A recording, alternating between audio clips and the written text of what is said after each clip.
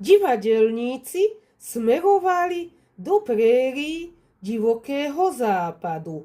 Aké dobrodružstvo tam zažijú a stretnú sa s indiánmi alebo koubojmi, alebo sú to len legendy. Divadelníci sa stretávajú s indiánmi a zálesákmi. Zdravím vás, bieli bratia.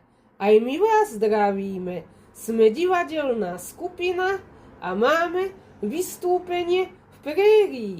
Už sa na to tešíme. Budeme radi vašimi divákmi. Houk, povedal náčelník. A takto sa divadelníci a indiáni spolu so zálesákmi spriatelili.